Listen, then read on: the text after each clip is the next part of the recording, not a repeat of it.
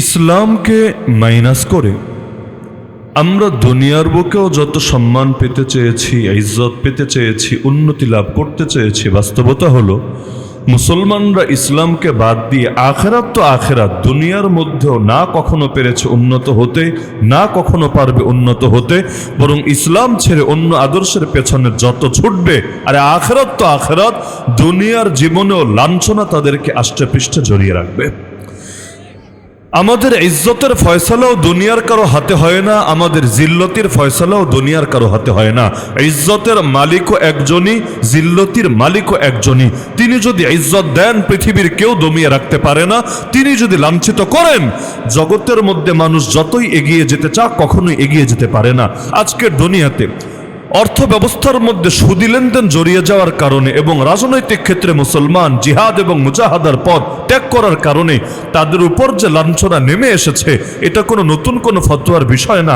আল্লাহ নবী এখন থেকে ১৫০০ বছর আগে তার হাদিসের মধ্যে স্পষ্টভাবে জানিয়েছেন, ইদা তাবায়াতুম বিল আইনা, হে উম্মত তোমরা যখন সুদি লেনদেন করবা, ওয়া রাদিতুম বিজরাই, নিজেদের ফসল নিয়ে সন্তুষ্ট হয়ে পড়ে থাকবা, ওয়া আখাযতুম আযনাবাল বাকার, গরুর লেজ ধরে পড়ে থাকবা, ওয়া তারাকতুমুল জিহাদ, আর আল্লাহর পথের জিহাদ ছেড়ে দিবা, সাল্লাল্লাহু আলাইকুম যুল্লা, আল্লাহ নিজে তখন তোমাদের উপর লাঞ্ছনা এবং বেইজ্জতি চাপিয়ে দিবে, লা ইয়ানজিউহু, যেই লাঞ্ছনা আর কোনোদিনও উঠিয়ে নেবে না, হাত্তা তারজিউ ইলা দীনিকুম, যতদিন না আবারও দ্বীনের পথে পুরোপুরি ফিরে আসবে।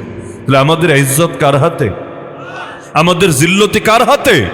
বর্তমান দুনিয়াতে আমরা যদি মাথা উঁচু করে বাঁচতে চাই, উন্নত হতে চাই, পৃথিবীর বুকেও সুখ পেতে চাই, এটার ফয়সালাও আদায় করে নিতে হবে কার থেকে? আল্লাহই তো দোয়া শিখিয়েছেন, রব্বানা আতিনা ফিদ দুনিয়া হাসানা ওয়া ফিল আখিরাতি হাসানা, হে আমাদের রব দুনিয়াতেও কল্যাণ দান করেন, হে আমাদের রব আখিরাতেও কল্যাণ দান করেন। দুনিয়ার কল্যাণের কথা আগে, আখিরাতের কল্যাণের কথা পরে, কারণ ইসলাম এসেছে শুধুমাত্র আখিরাত গড়তে না, ইসলাম এসেছে সবার আগে দুনিয়া গড়তে, এরপর আখিরাতটাকেও গড়ে দিতে। উভয় জাহানের কামিয়াবি আল্লাহ রেখেছেন এই ইসলামের ভেতরে। যখন আমরা কালেমা পড়ি লা ইলাহা ইল্লাল্লাহ, ওই কালেমার মধ্যেই তো ঘোষণা দিয়ে দিই জীবনের সব ক্ষেত্রেই আমার আনুগত্য হবে একজনের জন্যই, আর তিনি কে? লা ইলাহা ইল্লাল্লাহ মানে এটা না যে আমার নামাজ হবে আল্লাহর জন্য তবে আমার রাজনীতি হবে অন্য কারোর জন্য। লা ইলাহা ইল্লাল্লাহ মানে এটা না আমার যাকাত হবে আল্লাহর জন্য, আমার অর্থনীতি হবে আরেকজনের জন্য। লা ইলাহা ইল্লাল্লাহ মানে এটা না আমার হজ হবে আল্লাহর জন্য, আমার বিচারাচার হবে অন্য কারোর জন্য। লা ইলাহা ইল্লাল্লাহ মানে এটা না আমার ব্যক্তিগত আমল হবে আল্লাহর জন্য, আর আমার সামাজিক, আমার রাষ্ট্রীয় আমল, আমার বৈশ্বিক আমল হবে অন্য কারোর জন্য। বরং লা ইলাহা ইল্লাল্লাহ মানে হলো এটা মসজিদের মধ্যেও আনুগত্য চলবে আল্লাহ, মাদ্রাসার মধ্যেও আনুগত্য চলবে আল্লাহর, মাহফিলের মধ্যেও আনুগত্য চলবে আল্লাহর, রাজনীতি, অর্থনীতি, বিচার আচারের ক্ষেত্রেও আনুগত্য চলবে আল্লাহর, পৃথিবীর প্রতিটা ক্ষেত্রে আনুগত্য চলবে একজনেরই, তিনি কে? আজকাল তো সুন্দর একটা স্লোগানও বের হয়েছে, সব জায়গায় ধর্ম টানার কি দরকার? কমন ডায়লগ, সব জায়গায় ধর্ম টানার কি দরকার? তো যেখানে ধর্ম টানবে না সেখানে টানবেটা কি? আলো যদি না টানে অন্ধকার আপনা আপনি চলে আসে, আনার জন্য সাধনা করা লাগে না। এই যে এই রাতের বেলাও এখানে আলো জ্বলছে, এই আলোটা এমনি এমনি জ্বলে নাই, এর জন্য পয়সা লেগেছে, এর জন্য সাধনা লেগেছে। কিন্তু অন্ধকার যদি আনতে চাই কি লাগবে? কিছুই লাগবে না, দাওয়াতও দিতে হবে না, অন্ধকারকে আনার জন্য পয়সাও ব্যয় করতে হবে না, সাধনাও লাগবে না। যেই মাত্র আলো নিববে সেই মাত্র অন্ধকার আপনি আপনি এসে হাজির হবে। তো যেখানে আল্লাহর দিনকে মানুষ টানবে না সেখানে শয়তানের দিন এমনি এসে হাজির হবে, এটা মুখ দিয়ে বলতে হবে না। আর শয়তানের দিন যাবে যেখানে, আল্লাহর বরকত উঠে যাবে সেখান থেকে। এজন্য এখন আমরা কোনো লাইনেই বরকত পাচ্ছি না, না সময়ের বরকত পাচ্ছেন নাকি আপনারা? দেখবেন একদিন এই যে আজকে শুক্রবার গেল, কিভাবে জানি আরেক শুক্রবার এসে হাজির হবে, কোন দিকে সপ্তাহ চলে গেল টেরই পাবেন না, কোন দিকে মাস যায়, বছর যায়, কোন দিকে দেখতে দেখতে আপনি বুড়া হয়ে গেলেন, জোয়ান হয়ে গেলেন, টেরই পাবেন না। হালতগুলো এমন হয়েছে, কিয়ামতের একটা আলামতি এটা, ইয়াতাকারাবুজ জামান। আরে সময়গুলো একটা আরেকটার এমন নিকটে চলে আসছে, সময়ের বরকতই খুঁজে পাওয়া যাচ্ছে না। টাকা পয়সার লাইনে বরকত নাই। আগে মানুষের হাতে ক্যাশ টাকা থাকতো কত, এখন তো তার চাইতে বহু বেশি থাকে, বহু বেশি থাকে। কিন্তু এত টাকা দিয়ে কি করা যাচ্ছে? অধিকাংশ মানুষ, বাস্তবতা এটাই, মৌলিক যে মানবাধিকার আছে, অন্ন, বস্ত্র, বাসস্থান, চিকিৎসা ইত্যাদি যা কিছু আছে, এর মধ্যে এক নম্বরে যেটা খাদ্য, খেয়াল করলে দেখবেন অধিকাংশ মানুষ এটা থেকেও বঞ্চিত আছে। এই বাংলাদেশে কয়জন মানুষ প্রতিদিন একজন মানুষ সুস্থ থাকার জন্য যেই পরিমাণ প্রোটিনের চাহিদা পূরণ হওয়া দরকার, যেই পরিমাণ পুষ্টিগুণের চাহিদা পূরণ হওয়া দরকার, কয়টা ফ্যামিলি প্রতিদিন নিজের এবং নিজের বাচ্চা কাচ্চার জন্য ওই চাহিদাটা পূরণ করতে পারছে? এমনকি বহু ফ্যামিলিতে এমন আছে মাসের 20 তারিখ পার হওয়ার পর চোখের সামনে অন্ধকার দেখতে থাকে। ওই সুযোগগুলোকে কাজে লাগিয়ে কেউ কেউ আবার ঘরে ঘরে সুদ ঢুকানোর অপচেষ্টা চালায়। এখন তো সুদ ঘরে ঘরে পৌঁছে দেওয়াটাও বিশাল কৃতিত্বর ব্যাপার হয়ে গিয়েছে। কেউ যদি প্রতিটা গরিব দুঃখীর ঘরেও সুদ পৌঁছে দিতে পারে, তার জন্য আন্তর্জাতিকভাবেও বহু পুরস্কার বরাদ্দ থাকে। তো এই যে প্রতিটা ক্ষেত্রে দেখা যাচ্ছে আমরা বরকত থেকে বঞ্চিত হচ্ছি, না অর্থনৈতিক ক্ষেত্রে বরকত, না রাজনৈতিক ক্ষেত্রে বরকত, না ব্যক্তিগত ক্ষেত্রে বরকত। এই যে বরকতহীনতা, একটাবার কি মনে পড়ে না, একটাবার কি মনে হয় না বরকতের মালিক যদি নারাজ হয়, যতই টাকা পয়সা কামাই, যতই রাস্তাঘাট ব্রিজ ট্রিজ বানাই, কোশ্চিনকালেও বরকত আসবে না, আসা সম্ভবই না। আকীদা, ঈমান, তাওহীদ এগুলো বুকের ভেতর চেপে রাখার জিনিস না। ইসলামের আকীদা জিনিসটাই এমন, এটা শুধুমাত্র বুকের ভেতরে থাকে না, বরং রাজনীতিতেও আকীদা থাকে, অর্থনীতিতেও আকীদা থাকে, বিচার আচারেও আকীদা থাকে, সভ্যতা সংস্কৃতিতেও আকীদা থাকে। আমার চাকরি বাকরি, ব্যবসা বাণিজ্য, ক্ষেতখামারি, কৃষিকাজ, প্রতিটা জিনিসের মধ্যে আকীদা থাকে। যেই জায়গা থেকে ইসলামী আকীদা দূর করা হয়, ওই জায়গায় আল্লাহর গজব নাজিল হতে থাকে। এখন তো গজবরেও লোকে গজব মনে করে না, গজব নিয়েও উল্টা ফাইজলামি করতে থাকে। কোনটা যে আল্লাহর গজব, আরে আল্লাহ যে এক একটা বার্তা পাঠাচ্ছে আমাদেরকে, ওগুলো নিয়ে তো মাথার মধ্যে কোনো হুঁশি কাজ করে না। আপনি চিন্তা করেন, সহিহ বুখারী শরীফের মধ্যে হাদিস আছে, লা তাকুমুস সাআ হাত্তা ইউকবাদাল ইলমু ওয়া তাকসুরাজ জালাজিল। কিয়ামত হবে না যতদিন না ইলম উঠিয়ে নেওয়া হবে, অর্থাৎ ভালো ভালো আলেমদের মৃত্যু হবে আর তাদের শূন্যস্থান তেমন একটা পূরণ হবে না। আর 2 নম্বরে, যতদিন ভূমিকম্প অনেক বৃদ্ধি না পাবে, কিয়ামত হবে না। তাহলে ভূমিকম্প বেড়ে যাওয়া এটা কিসের আলামত? এটা কি একথার আলামত কিয়ামত অনেক দূরে, নাকি একথার আলামত কিয়ামত একদম কাছে চলে আসছে? এগুলো নিয়ে মানুষ তওবা করবে দূরের কথা, নিজের আখিরাত নিয়ে ফিকির করবে দূরের কথা, নিজেদের পাপ থেকে নিজেদেরকে বিরত করবে দূরের কথা। উল্টা জালেমরা, খুনিরা, গুমের নাটক রচয়িতাকারীরা পর্যন্ত এগুলোর নিজের বুজুর্গ হিসাবে জাহের করার চেষ্টা চালাচ্ছে। দেশে তো থাকতে পারে না, অডিও কলে বসে দূর থেকে বার্তা দিচ্ছে, আরে আমারে ফাঁসির রায় দিয়েছে, এ কারণে আল্লাহর লীলা খেলা, আল্লাহর গজব শুরু হয়ে গিয়েছে। তাহলে যেই জিনিস আল্লাহর পক্ষ থেকে বার্তা হিসাবে আসে, সিগন্যাল হিসাবে আসে, ওইগুলোও আমাদের বিবেককে নাড়াতে পারে না, উল্টা এগুলো নিয়ে পর্যন্ত এক একজনের ফাইজলামি আর ভণ্ডামি শুরু হতে থাকে। আল্লাহ হেফাজত করুক। আজকে মৌলিকভাবে আমি আলোচনার মধ্যে সিরেফ উদাহরণ হিসাবে একটা প্রসঙ্গ বোঝাবো, সেটা হলো অর্থনৈতিক ক্ষেত্রে। বাকি আলোচনা মোটামুটি সমাজে অনেক বেশি হলেও ইসলামের অর্থনীতির সাইডটা নিয়ে আলোচনা খুব কম হয়ে থাকে। অথচ অর্থনীতি খালি বড় বড় ব্যক্তিদের দরকার তা না, পয়সাওয়ালাদের দরকার তা না, রাজনীতিবিদদের দরকার তা না, ব্যাংকারদের দরকার তা না, প্রতিটা মুসলমানের দরকার। কারণ একজনও অর্থনীতির বাইরে না। অর্থনীতির বাইরে কে আছে? অর্থনীতির বাইরে আয় নাই, ব্যয় নাই, জীবনে কোনো পয়সা পাতির কোনো কারবার নাই, এমন লোক কে আছে? ছোট বাচ্চা থেকে বুড়া মানুষ প্রত্যেকে ইচ্ছায় বা অনিচ্ছায় অর্থনীতির সাথে জড়িত আছে। তো অর্থনীতিতে যদি শিরিক ঢুকে যায়, হারাম ঢুকে যায়, তাহলে এর ক্ষতিটা তো গোটা জাতির উপরই চলে আসবে। সুতরাং অর্থনৈতিক ক্ষেত্রে ইসলামের কি নির্দেশনা আছে, শিক্ষা আছে, আর ওইগুলা মানলে দুনিয়াতেও কিভাবে লাভবান হতে পারবো, আখিরাত রাখেন, দুনিয়াতেও কিভাবে লাভবান হতে পারবো, এটা বোঝানোর জন্য জাস্ট কয়েকটা উদাহরণ হিসেবে আলোচনা করে আমি ইনশাআল্লাহ আমার আলোচনার ইতি টানবো। 1 নম্বরে বোঝেন, যত দিন যাচ্ছে দুনিয়ার মধ্যে ধনী আর গরিবের বৈষম্য কমছে না বাড়ছে? আপনাদের কি মত, কমছে না বাড়ছে? দুনিয়া রাখেন, পুরো দুনিয়া রাখেন, বাংলাদেশের কথাই বলেন, যত দিন যাচ্ছে গরিব আর ধনীর বৈষম্য কমছে না বাড়ছে? কেন বাড়ছে? কেন বাড়ছে?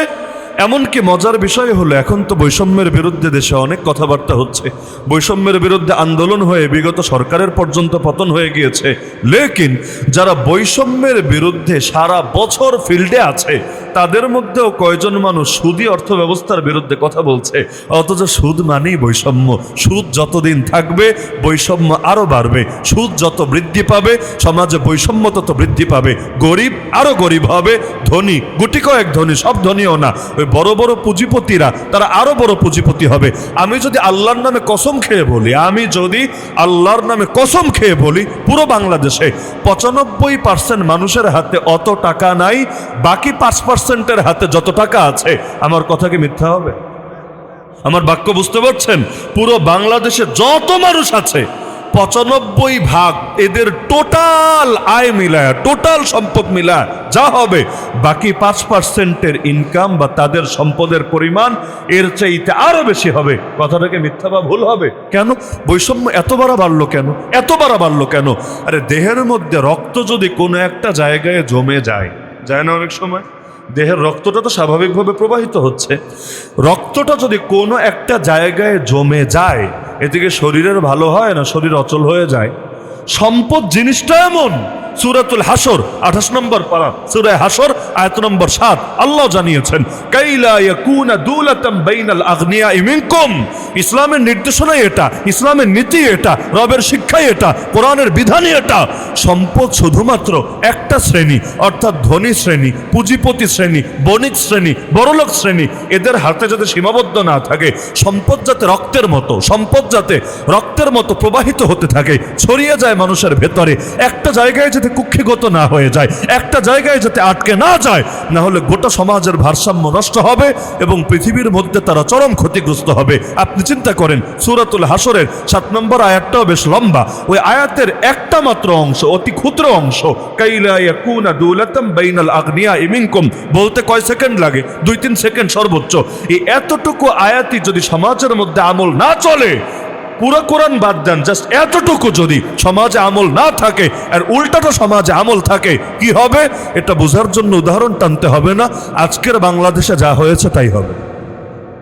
অধিকাংশ মানুষ ঠিকভাবে নিজের সংসার চালাতে পারে না, আর কিছু মানুষ টাকা রাখবে কোথায় তাদের মাথায় ধরে। দেশের রেখা পোষাই না, বাইরের দেশে গিয়া সুইস ব্যাংকে অ্যাকাউন্ট করে, এখানে করে সেখানে করে, সুবহানাল্লাহ। আর এক একজনের, আরে টাকা তো টাকা, এক একজনের অন্য জিনিস। আরে এক শেখ হাসিনা স্বর্ণালঙ্কার পাওয়া গেল না কিছু, 2টা মানে ব্যাংকের 2টা ভল্টের মধ্যে যেই পরিমাণ স্বর্ণ পাওয়া গিয়েছে, ওই পরিমাণ স্বর্ণ জীবনের চোখে দেখেছে কয়জন মানুষ? একজন মানুষের অলংকার পড়তে কত সোনা লাগে, কত সোনা চিন্তা করেন আপনি। আল্লাহ রাসূলের সম্পদ কি কম ছিল? আম্মাজান খাদিজাকে যখন বিয়ে করলেন, সবই তো নবীরে দিয়ে গেল, সবই নবীরে দিয়ে দিল। ওই সম্পদ দিয়েই তো সারা জীবন পায়ের উপর পা তুলে খেতে পারেন। কোথায় গেল সম্পদ? কখনো এক এক যুদ্ধের পর এই পরিমাণ সম্পদ এসেছিল, ওই সম্পদ দিয়ে সারা জীবন একা না শুধু আরো 10টা ফ্যামিলির একদম আরামে চালাতে পারবেন। কোথায় হারায় গেল সেই সম্পদ? আমার নবীর ঘরে কেন 2 মাস গেল চুলা জ্বললো না? আমার নবীকে কেন ক্ষুধার জ্বালায় পেটে পাথর বাঁধতে হলো? ঠিক মতো খাবারটা পর্যন্ত জুটলো না। এমনকি জীবনে পরপর 2টা দিন কখনো কাটে নাই যে 2 দিন তৃপ্তি করে খেতে পেরেছেন। একদিন যদি খাবার জুটেছে আর একদিন তাকে খাবারের লাইনে কষ্ট করতে হয়েছে, এভাবে গোটা জীবনটা কাটিয়েছেন কেন? আরে কখনো তো এমন হয়েছে নামাজ পর্যন্ত শর্ট করে ফেলেছেন, নামাজ সংক্ষিপ্ত করেছেন কেন? যে আমার হঠাৎ মনে পড়লো আমার ঘরের মধ্যে কিছু অতিরিক্ত সম্পদ আছে, অতিরিক্ত কিছু সম্পদ যেটা এখনো দান করি নাই, ওই তাড়াতাড়ি সেটা এনে দান করে দিচ্ছেন, যেটা আমি পছন্দই করব না। একটা দিন যাবে আর মুহাম্মাদের ঘরে অতিরিক্ত সম্পদ থাকবে। এমনকি মানুষ নিজে কষ্ট করলেও ফ্যামিলির জন্য ভালো কিছু করে যাওয়ার চেষ্টা করে। আল্লাহ নবী নিজের ফ্যামিলির জন্য দোয়া করছে আল্লাহর কাছে, আল্লাহুম্মা জাআল রিজকা আলি মুহাম্মাদিন কুতা। হে আল্লাহ, মুহাম্মাদের আহলে বাইত, নিজের নাম নিয়ে মুহাম্মাদের ফ্যামিলি, মুহাম্মাদের আহলে বাইতের রিজিক দেন যথেষ্ট পরিমাণে। আল্লাহ বেশি দিয়েন না, আল্লাহ বেশি দিয়েন না বিলাসিতা করবে, আবার এত কমও দিয়েন না যে না খেয়ে কষ্ট করবে। যতটুকু হলে কোনো রকম জীবন চলে আল্লাহ অতটুকুই দিয়েন। এই যে কুতান শব্দ নবী বললেন, এর কি ব্যাখ্যা? দেখবেন কোন কোন মুহাদ্দিস ব্যাখ্যা করেছেন যে 3 দিন পরিমাণ যদি খাবার থাকে, কারো মতে 1 দিন পরিমাণ যদি খাবার থাকে, ওইটাই আল্লাহ, এর চাইতে বেশি কিছু লাগবে না। এমনকি নিজের ফ্যামিলির জন্য ঘোষণা দিয়ে দিলেন যে আমার আহলে বাইতের জন্য যাকাত সদকা হারাম, জায়েজই নাই, জায়েজই নাই। তারা যদি কষ্টেও থাকে, অভাবেও থাকে, মানুষ হাদিয়া দিতে পারবে, হাদিয়া, যাকাত সদকা আল্লাহ রাসূলের আওলাদ, আল্লাহ রাসূলের আহলে বাইত, তাদের জন্য নেওয়াটা পর্যন্ত জায়েজ নাই। এমনকি আল্লাহর কাছে দোয়া করলেন, হে আল্লাহ, আল্লাহুম্মা আহিনি মিসকিনা ওয়া আমিতনি মিসকিনা ওয়াহশুরনি ফি জুমরাতিল মাসাকিন। হে আল্লাহ, যতদিন দুনিয়াতে রাখবেন, প্রথম যখন এই দোয়াটা আমি পড়ি মোনাজাতে মাকবুলের ভেতর, মোনাজাতে মাকবুল হাকিমুল উম্মত মুজাদ্দিদ মিল্লাত শাহ সাহেব থানবী রাহমাতুল্লাহির কিতাবে আমি চমকে উঠেছিলাম যে আল্লাহ, এটা কি দোয়া না বদদোয়া? হঠাৎ চমকে উঠেছিলাম। কেন? আল্লাহুম্মা আহিনি মিসকিন, হে আল্লাহ যতদিন দুনিয়াতে রাখবেন মিসকিন হিসাবেই রাখেন। ও আমিতনি মিসকিনা, যখন মরণ দিবেন মিসকিন হিসাবেই মরণ দিয়েন। অহশুরনি ফি জুমরাতিল মাসাকিন, কিয়ামতের দিন মিসকিনদের দলে হাসর করেন। নবীজি আল্লাহর কাছে দোয়া করছেন। হঠাৎ শুনলে কিন্তু অনেকে টেনশনে পড়বে, আসলেই কি এটা দোয়া হচ্ছে না বদদোয়া? অনেক দোয়া এমন মানুষ আমিন বলতেও ভয় পায়। আমরা যদি মাহফিল শেষে ধরেন দোয়ায় হাত তুলে বলি, হে আল্লাহ আমাদেরকে শহীদি মরণ দান করো, অনেকের আমিন কমে যায়। মানে আগের বাক্যে আমিনের যে ভলিউম ছিল, পরের বাক্যে আমিনের যে ভলিউম থাকে, মাঝখানে ভলিউমটা একটু ডাউন হয়ে যায়। কেন? অনেকে চিন্তা করে হুজুর রে আনলাম দাওয়াত দিয়া হাদিয়া দিয়া, হুজুরকে আমাদের দোয়া দিয়া গেল নাকি বদদোয়া, টেনশনের মধ্যে পড়ে যায়। আল্লাহ হেফাজত করুক। তো বলছিলাম এই যে অর্থনৈতিক বৈষম্য ছড়িয়ে গিয়েছে সারা দুনিয়ার ভেতরে, চরম মুদ্রাস্ফীতি হচ্ছে, চরম মুদ্রাস্ফীতি। মুদ্রাস্ফীতি বুঝেন? সহজে বোঝেন। এখন থেকে 1 বছর আগে 1 লাখ দিয়ে কি করতে পারতেন আর এখন কি করতে পারেন? এখন থেকে 20 বছর আগে 1 লাখ দিয়ে কি করতে পারতেন আর এখন কি করতে পারেন?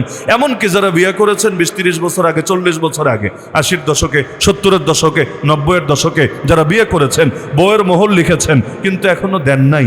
আছে না এমন আল্লাহর ওলি দুনিয়ায়? সংসারের বয়স 40-50 হয়ে গেছে, এখনো বউয়ের মোহর দেয় নাই এমন বুজুর্গ নাই বাংলাদেশে? বহুত আছে।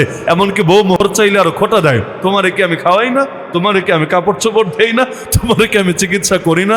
মানে এক হক দিয়ে আর এক হক কাটার চেষ্টা। তো এখন আপনি চিন্তা করেন 80-র দশকে মোহর কত ধরেছিলেন? ধরলাম 10,000, ধরলাম 10,000। আজকের 2025-এ যদি 10,000 দেন, মহিলা এই 10,000 দিয়ে যা করতে পারতো 80-র দশকে, আজকেও তো তা করতে পারবে, তাই না? তা করতে পারবে না? আরে আমরাই তো দেখতাম এক সময় যে কয়েক হাজার টাকা দিলে ভালো গরু পাওয়া যেত, 8-10,000 টাকা দিয়েও গরু পাওয়া যেত। আর এখন লাখের নিচে তো আলাপই নেই, ছাগলই তো পাওয়া যায় না 8-10,000 টাকা দিয়া। ছাগল কিনতে গেলেও এর চাইতে বেশি টাকা লাগে। এই যে টাকার পরিমাণটা তো ঠিকই আছে, কিন্তু মানটা পড়ে গেল কেন এভাবে? এই যে চরম মুদ্রাস্ফীতি, এমনকি যারা ব্যাংকে টাকা রেখে খান, আছেন না অনেকে অলস জাতি, সারা জীবন কাজ টাজ করে হয়তো চাকরি শেষ, রিটায়ার্ডে এসেছে, অনেক টাকা পেনশন পেয়েছে, এখন কি করবে এত টাকা দিয়ে? চাইলে জমি কিনতে পারে, কিনবে না। চাইলে সোনা গয়না কিনতে পারে, কিনবে না। চাইলে ব্যবসায় খাটাতে পারে না, তাও করবে না। গিয়া ব্যাংকের মধ্যে রাখবে। কেন? ব্যাংক তারে লাভ দিবে, সুদ দিবে। আচ্ছা কয় পার্সেন্ট দিবে? কয় পার্সেন্ট দিবে?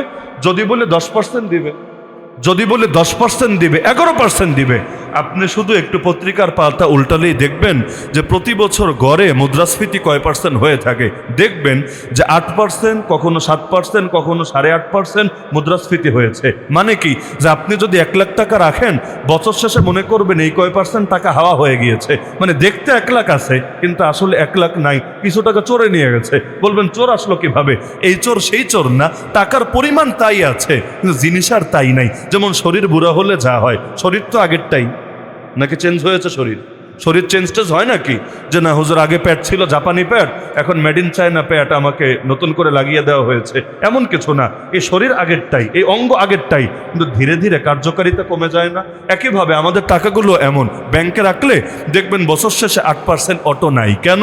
জিনিসের দাম বেড়ে গিয়েছে, মুদ্রাস্ফীতি হয়েছে। তো ব্যাংক আপনারা লাভ দিবে কয় পার্সেন্ট? কখনো এমনও হয় যা লাভ দিবে ওই পরিমাণ টাকা অটো হাওয়া হয়ে গিয়েছে। তাহলে অযথা সুদের ধোকায় পড়ার দরকার ছিল কি? আপনি চিন্তা করেন, এখন থেকে 20 বছর আগে যেই লোক 1 কোটি টাকা ব্যাংকে রেখেছে আর যেই লোক 1 কোটি টাকার জমি কিনেছে, আজকে আমাকে বলেন তো দুইজনের লাভ সমান আছে না বিশাল বেশ কম হয়েছে? এই মাদ্রাসা যখন প্রতিষ্ঠিত হয় সম্ভবত হাফেজ হুজুর রহমতুল্লাহর হাতে, ওই সময় এই জমির দাম কত ছিল? আজকে এই জমির দাম কত হয়েছে? আজকে জমির দাম কত হয়েছে চিন্তা করেন। লেকিন ওই সময় এই টাকাগুলো যারা ব্যাংকের মধ্যে রেখেছে, আজও মনে করেন ব্যাংক থেকে নিয়ে নিয়ে সে সুদ খাচ্ছে, সে আসলে কতটুকু লাভবান হতে পেরেছে? তাহলে এই যে মুদ্রাস্ফীতি চরমভাবে হচ্ছে, ঋণ ভিত্তিক, ঋণের বোঝা মাথার উপর চলে আসছে।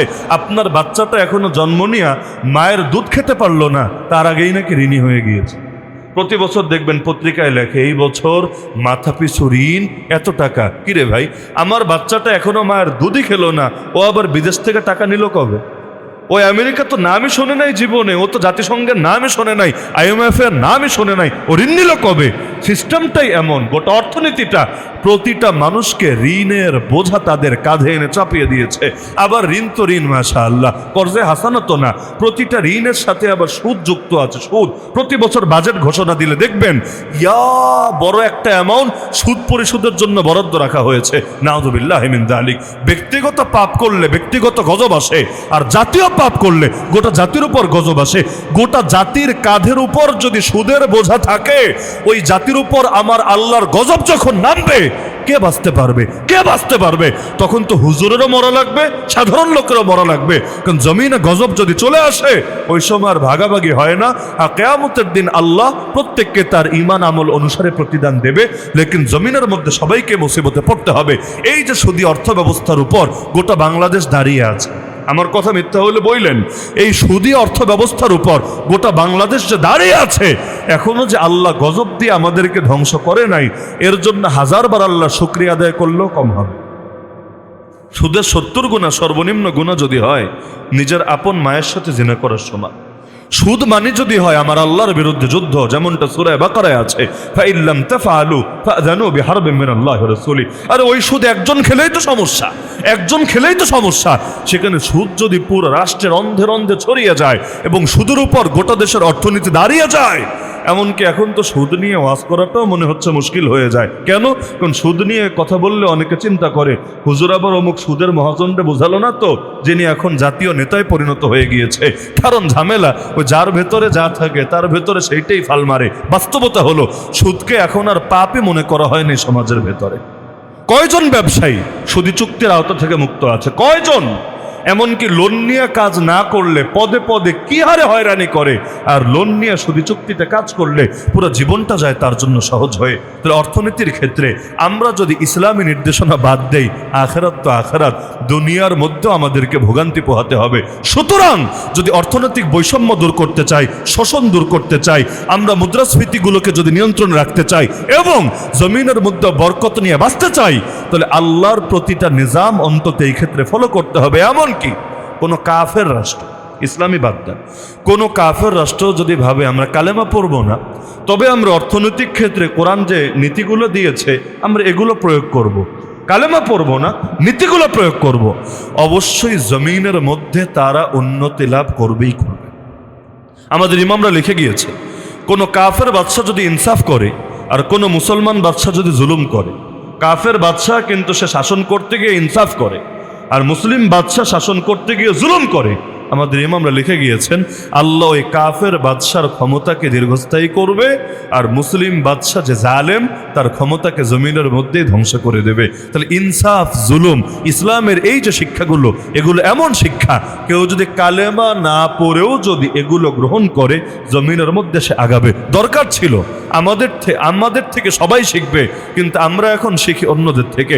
এই যে পশ্চিমাদের থেকে যা কিছু শিখি, খোঁজ নিলে দেখবেন এগুলোর অনেকগুলো ইসলামের ভেতরে আছে, কিন্তু ইসলাম থেকে নিতে আমাদের কাছে লজ্জাবোধ লাগে, কিন্তু ওরা যখন করে ওইটা আমাদের নিতে খুব ভালো লাগে। নিজেই গালি দেয় বাঙালির, বাঙালি এমন খারাপ, বাঙালি অমন খারাপ, বাঙালি প্রতারণা করে, বাঙালি ধোকাবাজি করে। আরে ভাই, বাঙালি ধোকাবাজি করে তো ভালো কারা করে? না, ওই যে পশ্চিমের সাদা চামড়ার লোকেরা করে। তো ধোকাবাজি করবে না, এটা তো ইসলামের শিক্ষা ছিল। ধোকাবাজি থেকে দূর হওয়া, এটা তো ইসলামের শিক্ষা ছিল। তো ইসলামের শিক্ষা নিবে না, কিন্তু ওই পশ্চিমাদের প্রশংসায় মুখে আবেগে গদগদ হতে দ্বিধা করবে না। সুতরাং অর্থ ব্যবস্থার ক্ষেত্রে ইসলামের নীতিমালা অনুসরণের দরকার আছে নাকি নাই? আমি জাস্ট কয়েকটা পয়েন্ট তুলে ধরছি। 1 নম্বর পয়েন্ট হলো, ইসলাম আমাদেরকে শিখিয়েছে যত সম্পদ আছে এগুলোর কোনোটার মূল মালিকানা আমাদের না, সমস্ত সম্পত্তির মূল মালিকানা কার? এখানে এসে দুনিয়ার সব মতবাদের সাথে ইসলামের পার্থক্য হবে। পুঁজিবাদী অর্থ ব্যবস্থা বলবে, আরে তুমি টাকা কামাইছো ভাই, তুমি মালিক, মনে চাইলে মদ খাও, মনে চাইলে ক্যাসিনোতে যাও, মনে চাইলে যা মনে চায় তা করো, তোমার মালিকানা। কে কি বলার অধিকার রাখে? সর্বোচ্চ রাষ্ট্র বলবে আমারে কর দিস ঠিক মতো, করের টাকাগুলো ঠিক মতো দিলে সব সাদা টাকা হবে, এরপর যা মনে চায় তুই করতে পারবি, কোনো বাধা থাকবে না। লেকিন ইসলাম আপনাকে বলে দিবে সাবধান সাবধান, আরে মূল মালিকানা তোমার না, মূল মালিকানা কার? মালিকানা কার? আল্লাহর। আল্লাহ ব্যবহার করতে দিয়েছে আমাকে। কেউ যদি ব্যাংকের ক্যাশিয়ার হয়, ব্যাংকের ক্যাশিয়ার বা ম্যানেজার হয়, ওই ব্যাংকের আলমারির মধ্যে, যেটার ভল্ট বলে, ভল্টের মধ্যে অনেক টাকা থাকে, কোটি কোটি টাকা থাকে। সে চাইলেই তো টাকা নিয়ে যা মনে চায় তা করতে পারে, তাই না? যেহেতু ব্যাংকের ম্যানেজার, টাকা বের কইরা যা মনে চায় করতে পারে না? কি পারবে? পারলে তো বেটা চাকরি থাকবে না, ওর নিয়ে জেলের মধ্যে ভরে রাখবে।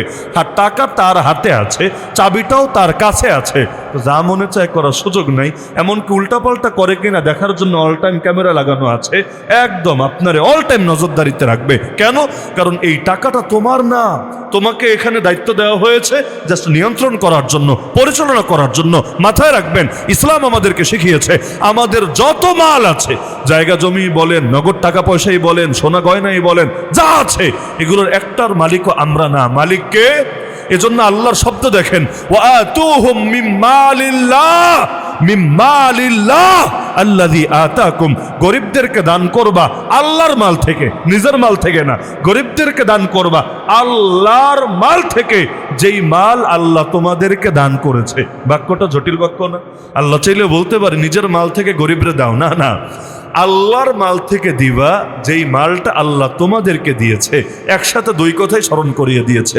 এক নম্বরে স্মরণ করিয়েছে যে আসল মালিক তুমি না, আসল মালিক কে? আসল মালিক কে?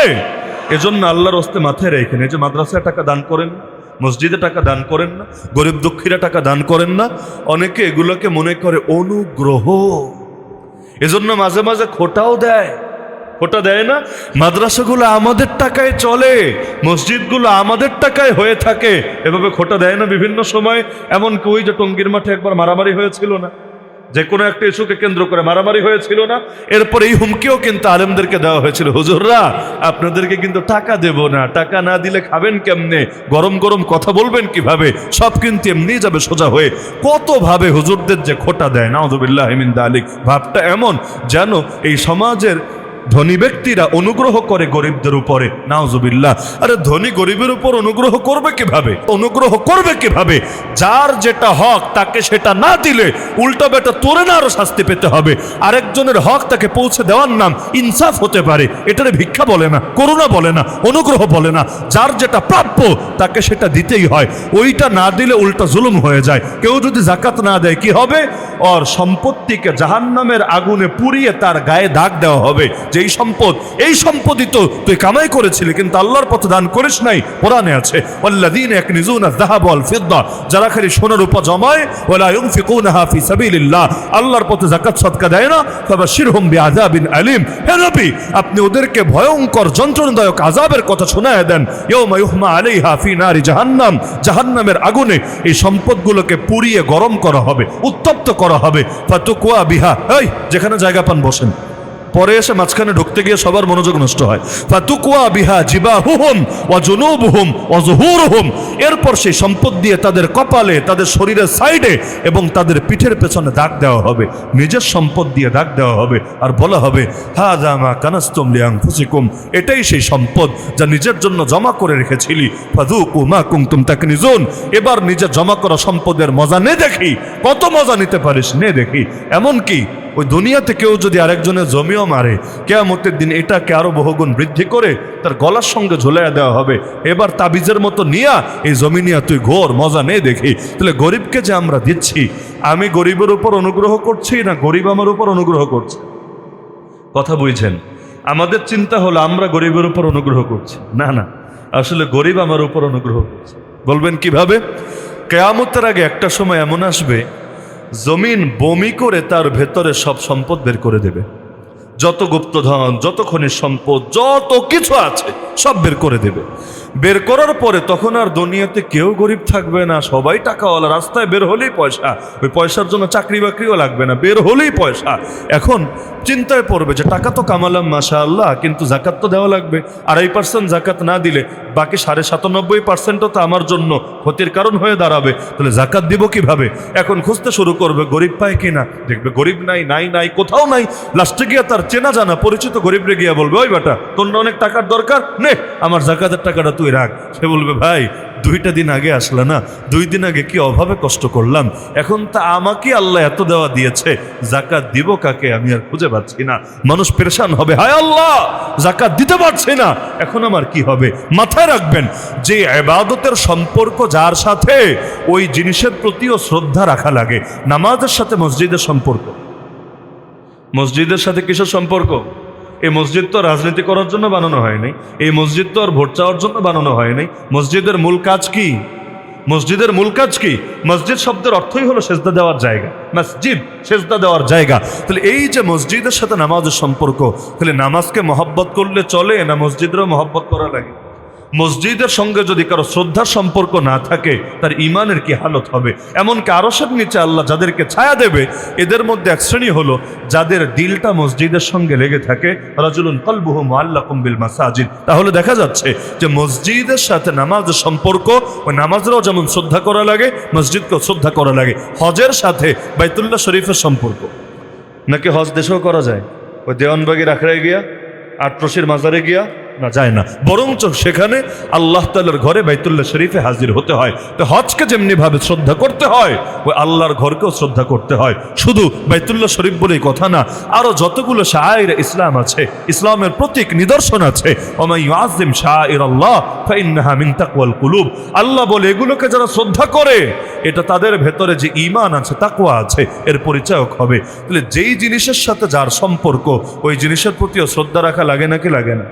আমাদের এলেমের সাথে কিতাবের সম্পর্ক, আমাদের এলেমের সাথে টেবিলের সম্পর্ক, আমাদের এলেমের সাথে কলমের সম্পর্ক। আমরা যখন বাচ্চা, ওই সময় ওস্তাদরা শিখিয়েছেন সাবধান সাবধান, ওই যেই যেই জিনিসের মাধ্যমে এলেম আসে, খবরদার এর সাথে বেয়াদবি করবা না, খবরদার।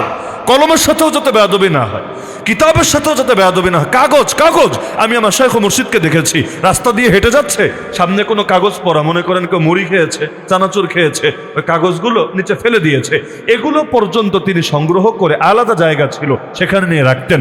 আমাদের উস্তাদ আল্লামা আব্দুল মালিক হাফিজাহুল্লাহকে দেখেছি যে সেখানে ওই কাগজ রাখার জন্য আলাদা ঝুড়ি থাকে, আলাদা, মানে যেখানে ময়লা টয়লা ফেলে কোনো কাগজ সেখানে ফেলা হবে না, কাগজের জন্য আলাদা একটা জায়গা থাকবে যেখানে শুধুমাত্র কাগজ রাখা হবে। এমনকি আল্লামা আনোয়ার শাহ কাশ্মীরি রহমতুল্লাহ আলী, তিনি তো এত শ্রদ্ধা দেখাতেন এই কাগজকে, এই কিতাবকে। যদি ওই আরবি কিতাব যেগুলো আছে, মাঝে মাঝে কিছু লেখা উল্টাও থাকে, মাদ্রাসার ছাত্ররা বুঝবেন, অন্য লাইনেরা বুঝবেন না।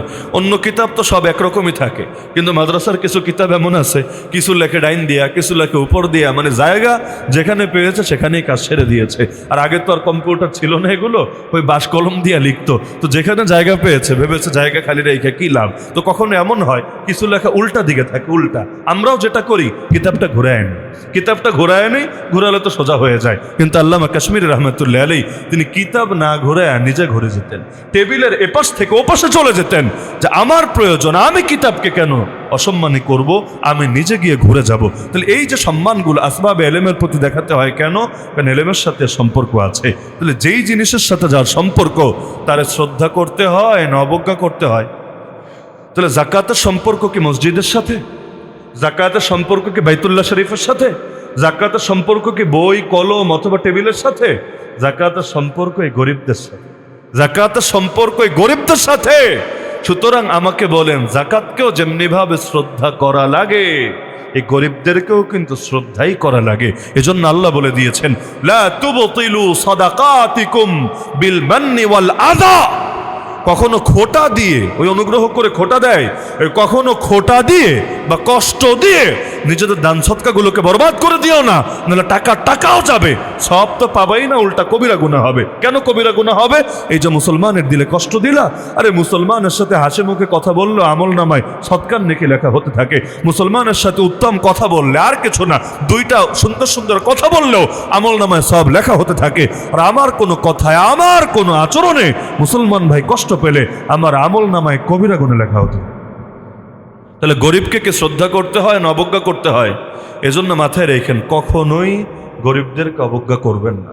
সমাজের বেশিরভাগ মানুষই কিন্তু গরিব, বড়লোক তো ভাই হাতে গোনা কিছু। কখনোই আল্লাহর ওয়াস্তে কখনোই গরিবদেরকে অবজ্ঞা করবেন না, কারণ তারা মূলত আপনার উপর অনুগ্রহ করছে। আপনি তারে কি দিবেন? এটা তো আপনার সম্পদে তার হক, ওয়াফি আমওয়ালিহিম হাক্কুল লিসাইল ওয়াল মাহরুম। আর আপনার সম্পদের মধ্যে এই বঞ্চিত মানুষদের জন্য, এই অভাবী মানুষদের জন্য, এই প্রার্থী মানুষদের জন্য এখানে হক আছে। আপনি যদি না দেন আপনি জালেম, আপনি যদি না দেন আপনি ঠকবাজ। কারণ আল্লাহর সম্পদ আল্লাহ তাকে দিচ্ছে, আপনি তারে বঞ্চিত করবেন কিভাবে? যেমন একটা উদাহরণ দেই, কোরবানির দিন রোজা রাখলে কয় নেকি হয়? আমার জানা নাই, আপনারা বলেন আর কি। কোরবানির দিন রোজা রাখলে কয় নেকি? 10টা, 20টা, 100টা? আচ্ছা, কোরবানির দিন বাদ দিলাম, কোরবানির পরের 3 দিন, 1, 2, 3, পরের 3 দিন রোজা রাখলে কয় নাকি? বলেন না আপনারা। কেন কেন রোজা রাখবো? আল্লাহর রাজি খুশি করার জন্য, না খায়া থাকবো, এখানে আবার গুনাহ হবে কেন? এখানে আবার নেকি থাকবে না কেন? মূল কারণ কিন্তু এটাই যে এই ঈদের দিন, ঈদুল আজহা এবং এর পরবর্তী 3 দিন হলো আল্লাহর মেহমানদারি করার দিন। মেহমানদারি করাতে চাচ্ছেন কে? বলবেন আল্লাহ মেহমানদারি করলে আল্লাহ আসমান থেকে খাবার পাঠায় না কেন? আল্লাহ চাইলে সেটাও পারতো, কিন্তু যেই পশুটা আল্লাহর নামে উৎসর্গ করে দিলেন, আল্লাহর নামে, বাপের নামে না, মায়ের নামে না, কার নামে? বিসমিল্লাহি আল্লাহু আকবার দিয়ে দিলেন আল্লাহর নামে। আল্লাহর নামে যখন দিলেন আপনি খান কেমনে? আল্লাহর নামে যখন দিলেন আপনার ফ্যামিলি খায় কেমনে? আল্লাহর নামে যখন দিলেন তখন এত মজা করে এত রেসিপি বানান কিভাবে? কারণ দিয়েছেন আল্লাহর নামে। আল্লাহ চাইলে আগের মতো করে আগুন দিয়ে নিয়ে নিতে পারতেন, পুড়িয়ে দিতে পারতেন, কোনো ব্যাপার ছিল না। লেকিন আল্লাহ চেয়েছেন এই উম্মতকে, আমার নবীর উম্মতকে একটু মেহমানদারি করবেন, এজন্য আল্লাহর দিয়ে দিলেন। এবার আল্লাহ আপনারে খাওয়ার অনুমতি দিয়ে দিলেন, শুধু আপনারে না, বলে নিজেও খাও, গরিবরেও খাওয়াও, আত্মীয় স্বজনরেও দাও, আনন্দ সবার মধ্যে ভাগাভাগি করে নাও। এখন যদি তুমি রোজা রাখো, কেমন যেন আমার মেহমানদারির অবজ্ঞা করলা। আমি তোমার মেহমানদারি করতে যাচ্ছি, তুমি কেন নিবা না? এটা বুঝতে চাইলে আবার বাংলাদেশের সমাজ দিয়ে বুঝবেন না, এটা হলে আরব বিশ্বের সমাজের দিকে তাকাতে হবে। বাংলাদেশে তো মাশাআল্লাহ আমাদের মুখে থাকে একটা, বুকে থাকে আরেকটা। মুখে থাকে ভাই খায়া যান, বুকে থাকে ভাই তোমার জন্য তো রান্না হয় নাই, তুমি খাইলে তো আজকে একটা আমার ভাগে কম পড়বে, যাও গা। কিন্তু না বললে কেমন দেখা যায়, এজন্য বললাম আর কি। যারে বলে সে চিন্তা করে, প্রথমবারই যদি রাজি হই লোকে সোসা বল, কিন্তু আরেকবার বইলা দেখ না, খালি বল আরেকবার, তোর বলতে দেরি হবে, আমার রাজি হতে দেরি হবে না।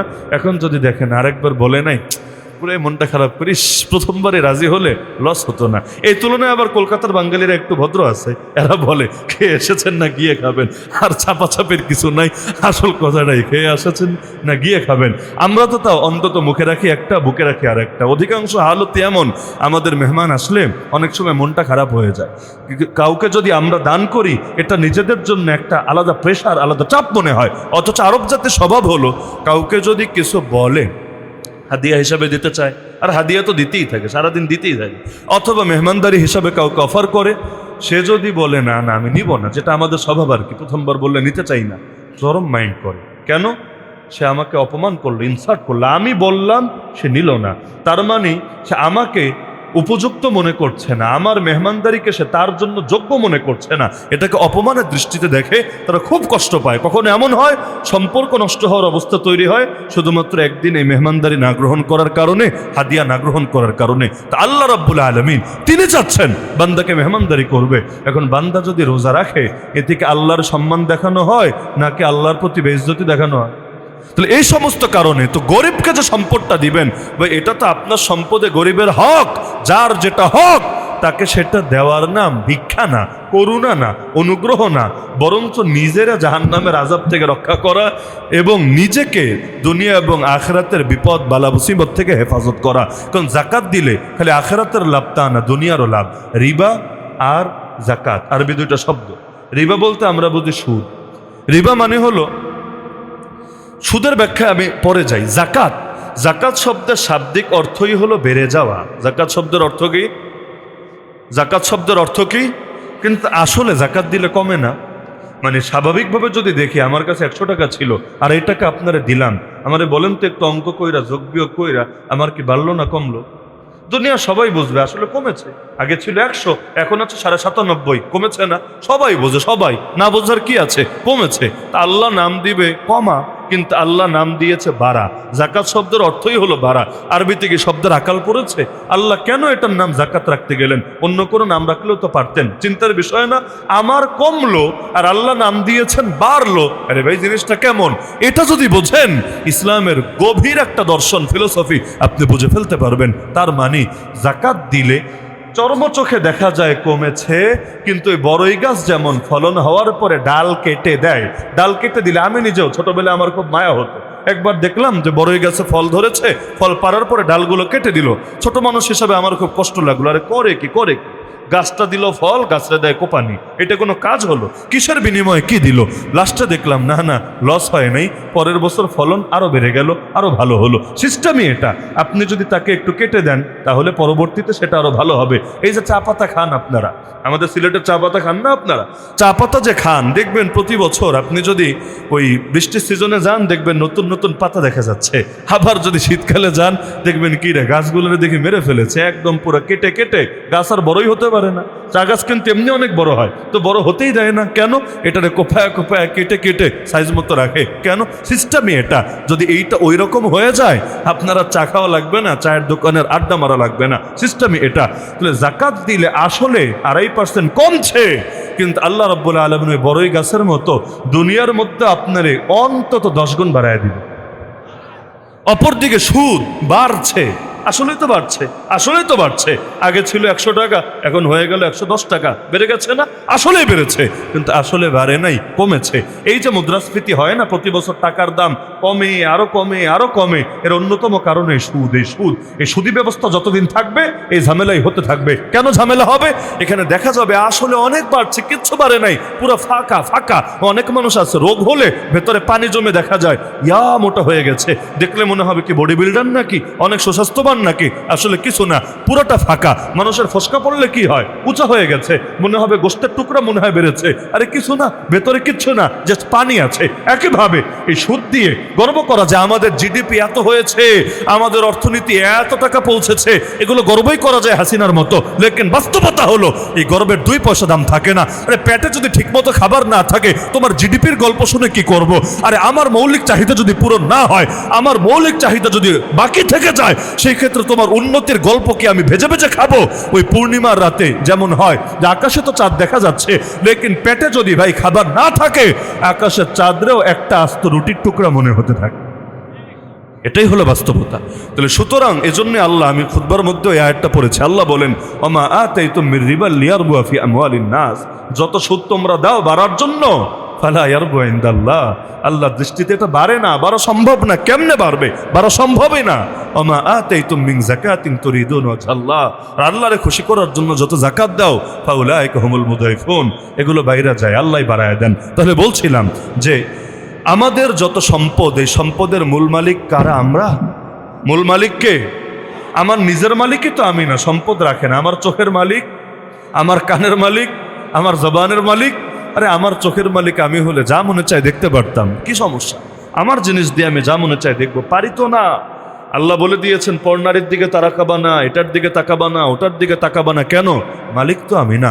যিনি ব্যবহার করতে দিয়েছেন তিনি শর্ত সাপেক্ষে দিয়েছেন, শর্ত রাখলে ঠিক আছে, না হলে এটার জন্যই তিনি পাকড়াও করবেন। এজন্য ইসলামে মরণোত্তর চক্ষুদান করাও জায়েজ। মরার পরে অনেকে চোখ দান করে, মরার পর চোখ কবরে নিয়ে কি করবো আমি? আর তো দরকার নাই, এটা আরেকজনকে দান করে দিয়ে গেলাম, লাগাই নিও। মরণোত্তর কিডনি দান করে, আমার তো দরকার নাই, কবরে চলে গেলাম, আরেকজনকে তুমি লাগাই দিও। কেমনে দিবা রে ভাই? তুমি তো মালিক না। এমনকি রক্ত বেচাও ইসলামে হারাম। রক্ত দান করা সেটা ভিন্ন জিনিস, কিন্তু রক্ত বেচা মানে রক্ত বেচা পয়সা কামানো ইসলামে হারাম, জায়েজই নাই। কোনোভাবে এটাকে জায়েজ করার কোনো সুযোগই নাই, সম্পূর্ণ হারাম ইসলামে। তা আমার নিজের মালিকও কে? আমার সম্পদের মালিক কে? আল্লাহ। তা আল্লাহর মাল আমি দান করব। এখানে সেই সমাজতন্ত্র আর পুঁজিবাদের সাথে পার্থক্য। সমাজতন্ত্র তো ব্যক্তি মালিকানাই মানে না, ব্যক্তি মালিকানা বাদ, সামাজিক মালিকানা, সব রাষ্ট্রীয় মালিকানা, সব সরকারি সম্পদ, এইটাও ভুয়া। আর পুঁজিবাদ এসে বলবে তোমার মাল যেমনে মন চায় কামাও, যেমনে মনে চায় ব্যয় করো, এইটাও ভুয়া। ইসলাম হলো দুইটার মাঝামাঝি, যে আমাকে দিয়েছেন আল্লাহ, তবে মূল মালিকানা আল্লাহরই আছে। আল্লাহ যেভাবে বলেছেন আমাকে সেভাবেই ব্যয় করতে হবে, যেভাবে মনে চায় সেভাবে ব্যয় করার সুযোগ নাই। এজন্য ইসলামে জুয়া হালাল না হারাম? এখানে যুবক ভাইয়েরা যারা আছেন, আমি আপনাদেরকে আল্লাহর হস্তে বিশেষভাবে সতর্ক করছি অনলাইন জুয়ার ব্যাপারে। বাংলাদেশে মহামারীর মতো ছড়িয়ে গিয়েছে, মহামারী। আগে তো জুয়া খেলতো কয়জনে আর খেলতো, এগুলোর সবাই খারাপ নজরে দেখতো, এলাকায় মার্কা মারা ফেলতো। কিন্তু এখন 2 রকম জুয়া আমার মনে হয় রন্ধে রন্ধে ছড়িয়ে গেছে। এক হলো ওই বিভিন্ন টুর্নামেন্ট দেয় না, ক্রিকেট, ফুটবল, ব্যাডমিন্টন, এই সেই হাবিজাবি কত কিছু। এগুলোর মধ্যেও অনেকগুলোতেই জুয়া জড়ায় থাকে। জুয়া, সবাই জুয়া করে তা না, কিন্তু এগুলোর মধ্যে জুয়া জড়ায় থাকে। খেলাধুলা হবে শরীরচর্চার জন্য। যেই খেলাধুলাই আপনি করেন না কেন, এটা হবে শরীরচর্চার জন্য। আল্লাহ যা কিছু হারাম করেছেন ওইটারে বাইরে রেখে, অথচ এখন খেলাধুলারেও পয়সা কামানোর মাধ্যম বানিয়ে ফেলা হয়েছে। এই যে জাতীয় ক্রিকেট টিম, ফুটবল টিম, এগুলো আছে না বাংলাদেশে, এরা যে কষ্ট করে, ঠিক আছে, লাস্টে যে বেতনগুলো নেয়, পয়সাপাতিও কামায়, এগুলোর হুকুম কি যে কোনো আলেমের থেকে আপনারা যাই না নিয়েন, মুফতি সাহেবদের থেকে যাই না নিয়েন, যে আসলে তারা যে কামাচ্ছে এটার হুকুমটা কি হচ্ছে। ভাই, ইসলাম সব পেশাকে, সব জিনিসকে পেশা বানানো অনুমোদন করে না। খেলাধুলা ইসলামে হারাম না। ক্রিকেট খেলা কি হারাম? ফুটবল খেলা যদি সতর্কতা ঠিকভাবে ঢাইকা রাখে, নামাজও যদি কাজা না করে, সব ঠিক থাকে, তাহলে ফুটবল খেলাও কি হারাম? হারাম তো না। লেকিন এগুলোকে পেশা বানানো কোন ধর্ম এলাও করলো? কোরআনের কোন আয়াত দিয়ে বৈধতা দিবা? নবীজির কোন হাদিস দিয়ে বৈধতা দিবা? এগুলো তো পেশা বানানোর জিনিস না। এবং এগুলো দিয়ে দেশের কি ফায়দা? পুরো বাংলাদেশ যদি ক্রিকেটার দিয়ে ভরে যায়, ইসলামের কি ফায়দা? অর্থনীতির বা কি ফায়দা? কোন জিনিসের কি ফায়দা? উপরন্তু এই ক্রিকেট, ফুটবলকে এমন পর্যায়ে নিয়ে গিয়েছে, মুসলমানের খেলা ভুলে গিয়েছে। হাদিসের মধ্যে অনেকগুলো খেলাকে উৎসাহিত করা হয়েছে, যেমন ঘোড় দৌড়। আল্লাহ রাসূল সাল্লাল্লাহু আলাইহি ওয়াসাল্লাম নিজেও করেছেন। সাহাবীদের মধ্যে প্রতিযোগিতার আয়োজন করতেন। হে সাহাবীরা, তোমরা ঘোড় দৌড় করো, প্রতিযোগিতার আয়োজন করতেন। আজকে সমাজে কয়জন ঘোড়া চালাতে পারে বলেন? কয়জন চালাতে পারে? আপনি এখন সুশীলগিরি দেখাবেন, হুজুর মোটরসাইকেলের যুগে ঘোড়ার দরকার কি? এত উন্নত গাড়ির যুগে ঘোড়ার দরকার কি? আমি বলবো, আচ্ছা, আপনার কথা মানবো না নবীর কথা মানবো? নবী বলেছেন, আল খাইলু মাকুদুন ফি নাওয়াসিহাল খাইর ইলা ইয়াউমিল কিয়ামা। কিয়ামত পর্যন্ত ঘোড়ার কপালে কল্যাণ লেখা থাকবে, কিয়ামত পর্যন্ত। তো কিয়ামত কি হয়ে গেছে? যদি হয় আমারে বলেন, হয়ে গেছে? হয় নাই। যদি না হয়, তাহলে ঘোড়ার ফজিলত আগের যুগেও যা ছিল, আজও তা আছে, কিয়ামত পর্যন্ত তা থাকবে। আমার নবীর হাদিস কখনোই পরিবর্তন হবে না। হ্যাঁ, এখন এটা বলতে পারেন, এই যুগে কি হতো এটা কি নবী জানতো? জানে না দেখে আন্দাজি বলে ফেলেছে, নাউজুবিল্লাহ। এটা বললে তো ইমানই থাকবে না, কারণ আমার নবী বানায় কথা বলে না। আমার নবী যা বলে সেটা তারে শিখান কে? ওমা ইয়ানতিকু আনিল হাওয়া ইন হুয়া ইল্লা ওয়াহয়ু ইউহা। সূরা নাজম আয়াত 3 এবং 4 আল্লাহ বলে দিচ্ছে, আরে আমার মুহাম্মদ বানায় কথা বলে না, মন গড়া কথা বলে না। সে যা কিছু বলে আল্লাহর পক্ষ থেকে নাজিল করা ওহী। এগুলো ওহির ভিত্তিতে বলে। তো এখন কি বলবেন, 2025-এ দুনিয়াটা কেমন হয়েছে এটা আমার আল্লাহ জানতো না? আমার আল্লাহ জানতো না? যদি জানে, আমার আল্লাহ যে বিধান দিয়েছে হার জামানায় থাকবে। বাদ দিলাম ঘোড়া। তীরন্দাজির কত ফজিলত হাদিসে বলা আছে। তীরন্দাজি বুঝেন? তীর নিক্ষেপ করার কত ফজিলত হাদিসের মধ্যে বলা হয়েছে। তীর বাদই দিলাম, অন্তত নিশানা ঠিক রাখা, এইটার প্রশিক্ষণ কয়জন মুসলমানরা আছে? বলবেন কেন, আমরা কি যুদ্ধে যাব? আরে যুদ্ধ রাখো না। আল্লাহ নবী বলেছেন, নিজের বাচ্চারে কয়েকটা জিনিস শিক্ষা দিবা। বাচ্চাকে এটা সন্তানের হক পিতামাতার উপরে। কি? আল্লিমু আওলাদাকুম আস-সিবাহাতা ওয়ার রিমায়াতা ওয়াল কিতাবা। তোমরা তোমাদের বাচ্চাকে সাঁতার শেখাবা, তোমরা তোমাদের বাচ্চাকে তীরন্দাজি শেখাবা, তোমরা তোমাদের বাচ্চাকে লেখা শেখাবা। লেখা, ওই পড়াও বলেন নাই, লেখা। কারণ লিখতে জানলে পড়তে এমনি জানবে, না পড়ে আবার লেখে কিভাবে? তাহলে এই যে বাচ্চারা যে পড়ালেখা শেখাচ্ছেন, এটাও নবীর আদেশ। বাচ্চাকে সাঁতার শেখাচ্ছেন, এটাও নবীর আদেশ। আর বাচ্চাকে তীরন্দাজি শেখানো, এটাও তো ছিল নবীর আদেশ। অথচ প্রতিটা বাচ্চাকে যুদ্ধ হবে নাকি? এটা সম্ভব নাকি? এটা সম্ভব। লেকিন নবী যে বলে দিচ্ছেন এটা বাচ্চার একটা হক, তাদেরকে শিক্ষাদান করবা। এই খেলাগুলো তো সমাজে নাই। আছে নাকি? আছে। এমনকি জিহাদের ময়দানে কাজে লাগে যে খেলা, সবগুলোরই তো গুরুত্ব আছে। এখন তো মুসলমান পৃথিবীর মধ্যে মনে হয় চরম আইলশা এক জাতিতে পরিণত হয়েছে। আপনি পশ্চিমা বিশ্বের দেখবেন এক একজনের ফিটনেস আর আমাদের এক একজনের ফিটনেস। আরে নিজের দিকে তাকালেই তো আমরা হতাশ হব, বাকিদের আলাপ বাদ দেন না। ওরা দেখা যায় বয়স হয়ে গিয়েছে, ওই সমস্ত মানুষগুলো পর্যন্ত মাশাআল্লাহ শারীরিকভাবে কতটা সুস্থ সবল আছে এবং কত কিছু করতে পারছে। আর আমরা 40 বছর হওয়ার আগে এক একজনকে ঠেলে চালাতে হচ্ছে। কি এক করুণ অবস্থা আমাদের সামনে এসে হাজির হয়েছে। আল্লাহ হেফাজত করুক। আলহামদুলিল্লাহ, হযরত চলে এসেছেন, আমি কথা গুছিয়ে ফেলছি। তো বলছিলাম যে এই সুদকে দূর করতে হবে। আর প্রতিটা ক্ষেত্রে মনে রাখতে হবে, ইসলামের দর্শনে এটা আমাদের সম্পদের মালিক আমরা না, মালিককে আমরা কি?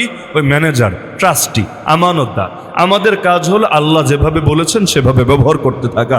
এজন্য যেমনে মনে চায় কামানো যাবে না। যেমন নবীজি একদিন বাজারে গেলেন, গিয়ে একটা বস্তার মধ্যে হাত ঢোকায় দিলেন, গমের বস্তা হাত ঢোকায় দিলেন। দেখলেন উপর দিয়ে তো শুকনা আইটেম, ভিতর দিয়ে ভিজা। নবী বললেন, কি রে, কাহিনী কি? বললো, ইয়া রাসূলুল্লাহ, ভিজে গেছে। নবী বললেন, তাহলে এগুলো ভেতরে রাখলা কেন, উপরে রাখলা না কেন?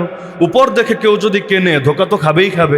ওই ফল কিনতে গেলে যেমন ধোকা খাওয়া লাগে, উপর দিয়া মাশাআল্লাহ, উপর দিয়া ফিটফাট, ভিতর দিয়ে রেখে দিয়েছে সব সদরঘাট আইটেমের অবস্থা। এখন যদি কেউ উপর দেখে কিনতে যায়, ধোকা খেয়ে যায়। তা আল্লাহ নবী বলেন, উপরে রাখলা না কেন ভিজাগুলোকে? ভিজাগুলো আড়াল করে রাখলা কেন?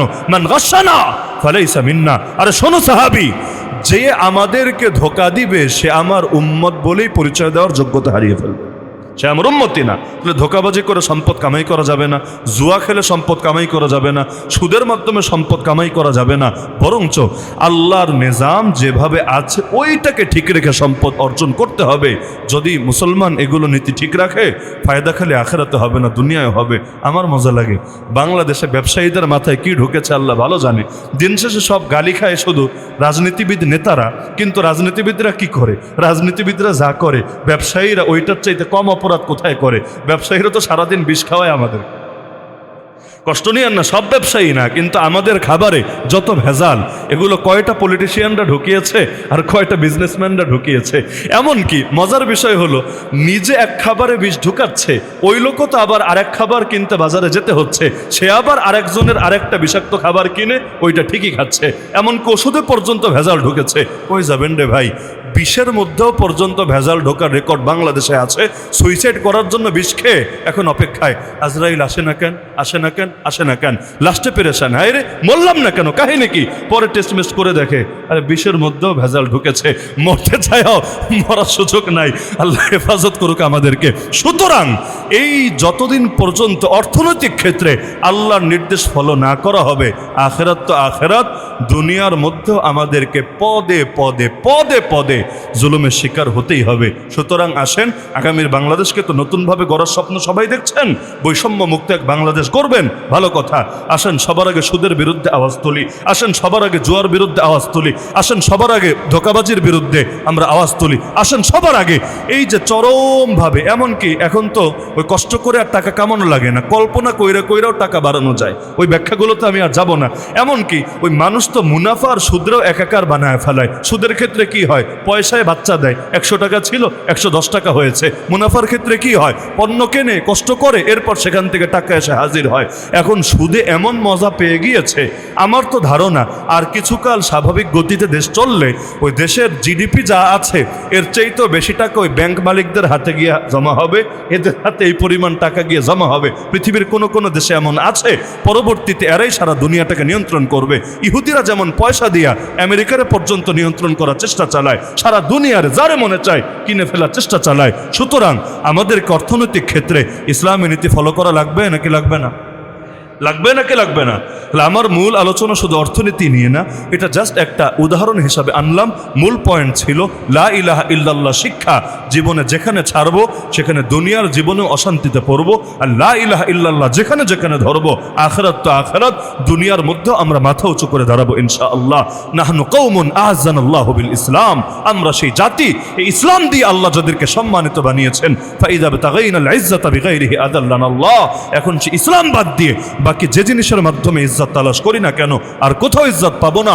উল্টো যিনি ইজ্জত দিয়েছিলেন তিনি আমাদেরকে লাঞ্ছিত করে ছাড়বেন। আমি হযরতের কাছে আন্তরিকভাবে ক্ষমা প্রার্থী। বাংলাদেশের অন্যতম প্রবীণ আলেম এবং বুজুর্গ আল্লামা ডক্টর মুশতাক আহমদ হাফিজাহুল্লাহ হযরত এসেছেন, অত্যন্ত মূল্যবান আলোচনা করবেন ইনশাআল্লাহ। আমরা প্রত্যেকে হৃদয়ের ডায়েরিতে হুজুরের কথাগুলোকে লিখে রাখবো এবং আমলের নিয়তে প্রতিটা কথা শুনবো। আল্লাহ তাআলা হযরতকে নেক হায়াত দান করুন। স্টেজে আসার আগে হুজুর আফসোস করছিলেন, যারা যারা ক্লাসমেট ছিলেন অধিকাংশই দুনিয়া থেকে চলে গিয়েছে।